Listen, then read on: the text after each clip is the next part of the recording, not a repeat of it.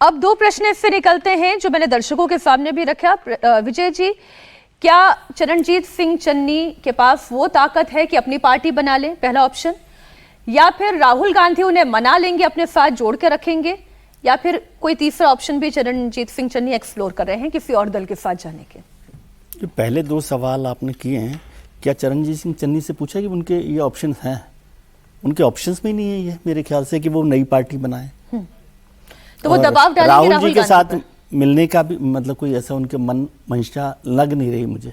अब तीसरा जो सवाल है, वो आपने दो सवाल बेवजह उनके साथ जोड़ दिए। चल, उनका मन कहाँ कि नई पार्टी अलग से बनाएंगे, नहीं बना रहे। राहुल जी के साथ रहने का भी हाँ, वही तो मन नहीं है उनका।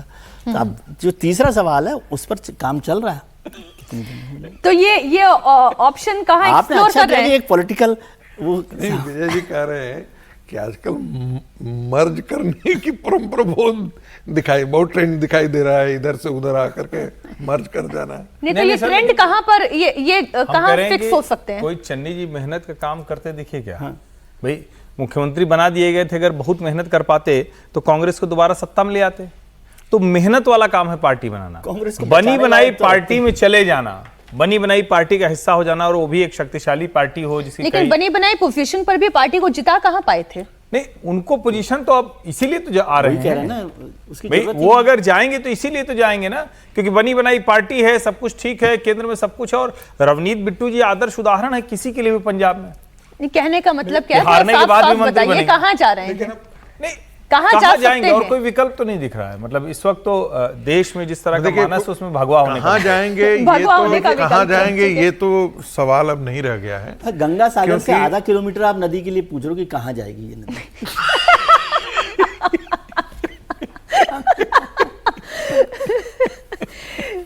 देखिए कुछ रह गया क्या पूछना है? नदियां तो समुद्र में ही मिलने के लिए बेचैन है, पैदा होती हैं। तो जितनी भी धाराएं हैं ना, अच्छा जिसमें गहराई हो, जिसमें सबको समाहित कर लेने की क्षमता हो, वहीं तो कोई जाता है।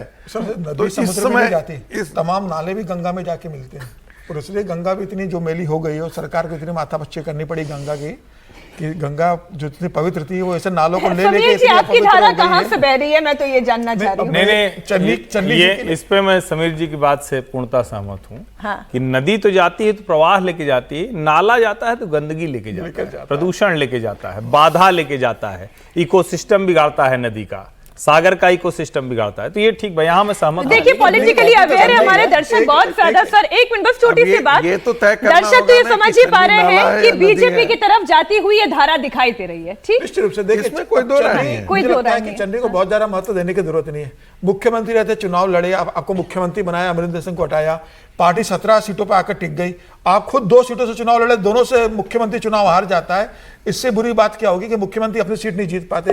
राजा वडिंग लगातार वहां संगठन में काम कर रहे हैं, और चुनाव के 8 महीने पहले आप कहते हो कि आपको अध्यक्ष बना दिया जाए, सिर्फ इसलिए कि भाई मैं पहले मुख्यमंत्री रहा हूं। तो मुझे लग रहा है कि अब पार्टी ने तय कर लिया है। बहुत लंबी बैठक कांग्रेस हाईकमान ने की थी, लंबी बैठक की, और तमाम पार्टी के नेताओं से, प्रभारियों से बात कर तय किया कि अब भाई बहुत ज्यादा महत्व देने की जरूरत नहीं है। और पार्टी इस बात को मान के चल रही थी कि भाई चन्नी विद्रोह कर सकते हैं, चन्नी पार्टी बना सकते हैं, चन्नी किसी और पार्टी में जा सकते हैं। पार्टी ने मान के चला कि भाई चन्नी रहेंगे तो ठीक, नहीं रहेंगे तो ठीक, हम आगे बढ़ेंगे। लेकिन अब चन्नी को जो लेंगे उनको भी तो सोचना पड़ेगा कि उन्होंने कहा था कि ये चन्नी ने तो चवन्नी है, ऐसे चवन्नी का लेके हम क्या करेंगे। तो अब उस चन्नी को चवन्नी समझने वाला मत कहा कि सर, वो मतलब हमेशा इसका परिणाम उल्टा ही होता है। चवन्नी जहां आती है बात, वो सब उलट जाते हैं। पहले भी चवन्नी, आइए चवन्नी से फायदा होता है, 1.25 रुपया हो जाता है। 2 लीडर वाली पार्टी भी क्या क्या कमाल कर देती है, वो दक्षिण में हमने देखा है। अब जो होगा यहाँ पर फाइट कॉर्नर है। चन्नी ने एक बहुत मजेदार बात बोली कल अपने नेताओं के साथ बैठक की, तो उन्होंने कहा कि भाई जब मैं जिस लड़की को पसंद करता था तो उसके मैं मिलने गया, और फिर मैं उनके पेरेंट्स से मिलने चला गया, तो पेरेंट्स ने मुझे धक्के मार के भगा दिया कि तुम्हारी हैसियत नहीं है हमारी बेटी से शादी करने की। लेकिन मैंने हिम्मत नहीं हारी, मैं लगातार उनको मनाते रहा, चक्कर खाते रहा, धक्के खाते रहा, उनको मनाते रहा। आखिरकार वो हार के उन्होंने अपनी बेटी की शादी मेरे से कर दी। तो बोले वैसे ही बोले हाईकमान से भी मैं धक्के मार के हाईकमान ने मुझे भगा दिया है, लेकिन मैं वैसे ही राहुल गांधी के सामने जाता रहूंगा, मन्नतें करता रहूंगा, एक दिन मुझे वो स्वीकार कर लेंगे। जैसे मैंने अपने सास ससुर को मनाया वैसे राहुल गांधी को भी मना लूंगा। अब ये उसने कहा है, अब वो कब तक चक्कर खाएगा दिल्ली के, ये मुझे नहीं पता, ये समीर जी इंफॉर्मेशन दे रहे हैं। लेकिन ये सर 7 मिनट हमने पंजाब पे निकाल दिया, राजस्थान बिहार सब बाकी है। बयान नहीं देना चाहिए था उनको। ये तो राहुल जी के ऊपर सवाल खड़ा कर रहे हैं, जैसे मतलब उनकी पत्नी के माता पिता उनको योग्य नहीं समझते थे, ऐसे ही राहुल जी चन्नी जी को योग्य नहीं समझे, लेकिन चन्नी जी को तो मुख्यमंत्री बनाया था। बात तो ठीक है। अच्छा, ये सिर्फ फुटबॉल जो है वो राजस्थान कांग्रेस में भी हो रही है। सर राजस्थान और बिहार कहीं रह ना जाए, 7 मिनट हम दे चुके हैं चरणजीत चन्नी जी को। पंजाब कांग्रेस में कलह के बीच राजस्थान कांग्रेस के प्रभारी सुखजिंदर सिंह रंधावा अमित शाह से मिले हैं।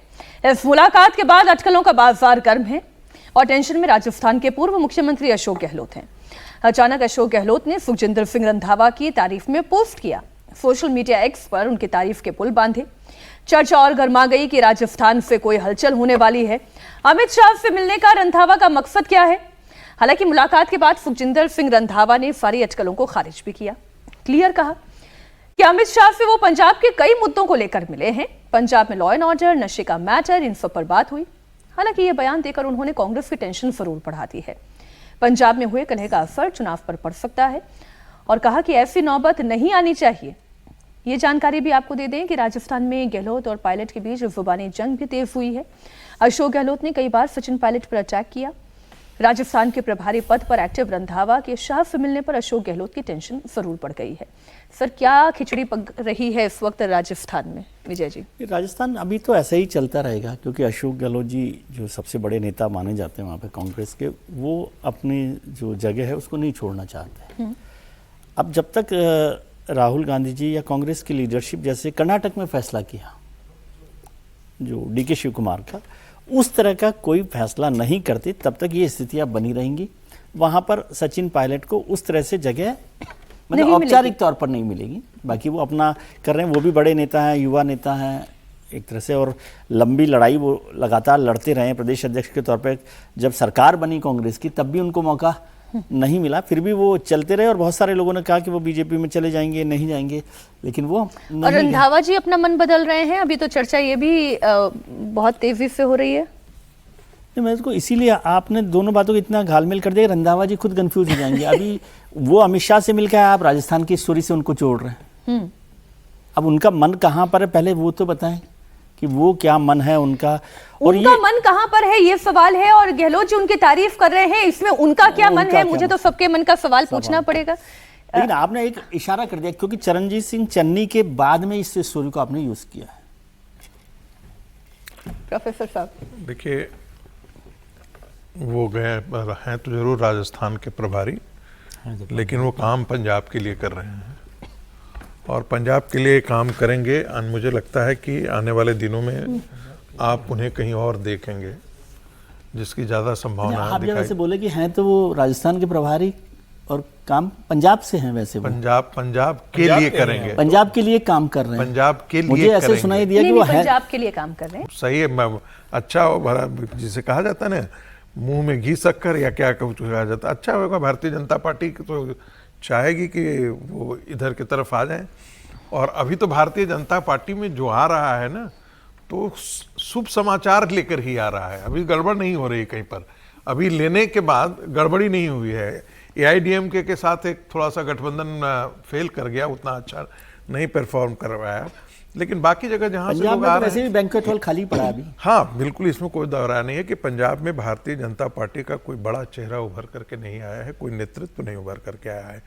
एक बात जरूर पंजाब के लोगों से जो बातचीत करने के बाद कई लोगों ने ऐसा कहा कि पंजाब में भारतीय जनता पार्टी को एक दलित सिख चेहरा लाना चाहिए, क्योंकि वो एक बहुत बड़ा वोट बैंक है। और वैसे में उन्होंने 2-3 बातें मैं तो सर पंजाब पे नहीं जाना चाह रही थी, क्योंकि मैं ये जानना चाह रही थी, मैं तो ये जानना चाह रही हूँ, हर्षवर्धन जी क्विक कमेंट इस पे चाहिए कि ये अशोक गहलोत रंधावा जी की तारीफ क्यों कर रहे हैं? नहीं, इसीलिए कर रहे हैं, डर लग रहा है कि उनके साथ नहीं रहे, इसमें ज्यादा और कुछ नहीं है। और कुछ नहीं है, वो डरे हुए हैं। और रंधावा जी चूंकि बहुत मोदी जी पर, अमित शाह पर, भाजपा पर खूब तीखे हमले कर चुके हैं, तो जो भी बहुत आक्रामक होकर इस तरह के तीखे हमले करता है, उसकी मतलब बीजेपी में एक शामिल तरफ होने की संभावना और बढ़ दूसरी जाती तरफ है। आशंका, भाजपा की तरफ जाने की संभावना और कांग्रेस से टूटने की आशंका बढ़ जाती है। अब बाकी तो रंधावा जी तय करेंगे, वो जो तय करेंगे। और जो कह रहे हैं ना, देखिए दलित और सिख दोनों एक एक आ जाएं तो कितना अच्छा होगा, अलग अलग सिर क्या। सबसे बड़ी बात है, डेरा बाबा नानक में इनका अच्छा होल्ड है रंधावा का, तो अगर ये जाएंगे तो डेरा बाबा नानक के बहुत फॉलोअर्स है वहां पर बड़ी संख्या में, तो ये भी एक गणित हो सकता है कि भाई इनको लेकर वहां से लिया जाए, लेकिन फिलहाल की संभावना कम नजर आती है कि वो जाएंगे। लेकिन अब रंधावा क्यों मिलने गए, उनके पास ऐसी कौन सी जिम्मेदारी है कि अमित शाह से मिलकर अपनी न प्रदेश के मंत्री है, न प्रदेश के मुख्यमंत्री है, न उनके पास कोई जिम्मेदारी है, सिक्योरिटी और मांगने वो घुसपैठ की बात करने गए। वो कहने गए कि पंजाब में आज बहुत आप सबकी घुसपैठ हो रही कॉफी है। में क्या था नहीं सर? नहीं सर, पंजाब सिक्योरिटी मांग वो कह रहे हैं क्या कि पंजाब के लॉ एंड ऑर्डर, सिक्योरिटी, नहीं, अब नहीं उनका सर, इनसे कोई लेना आप लोग- देना नहीं है। नहीं, नहीं सर, मान आप लोग- आते, मान बात करते, वो वाला नहीं, अपनी सिक्योरिटी मांगने गए भाई। कहीं भी बदलाव होता है सिक्योरिटी की जरूरत पड़ती है। राजनीतिक सिक्योरिटी। आइए बिहार की भी बात कर लेते हैं, जहां पर इस वक्त जन स्वराज के नेता भी अपनी सिक्योरिटी के लिए काम कर रहे हैं, अपनी पॉलिटिकल सिक्योरिटी के लिए। पटना में बांकीपुर उपचुनाव को लेकर सियासी माहौल है और 30 जुलाई को बांकीपुर सीट पर उपचुनाव है। यह सीट बीजेपी के राष्ट्रीय अध्यक्ष नितिन नवीन की है और नितिन नवीन की फैमिली के पास करीब 31 सालों से है। नितिन नवीन 5 बार के विधायक बने। राष्ट्रीय अध्यक्ष बनने के बाद उन्होंने यहां से इस्तीफा दिया, राज्यसभा पहुंच गए।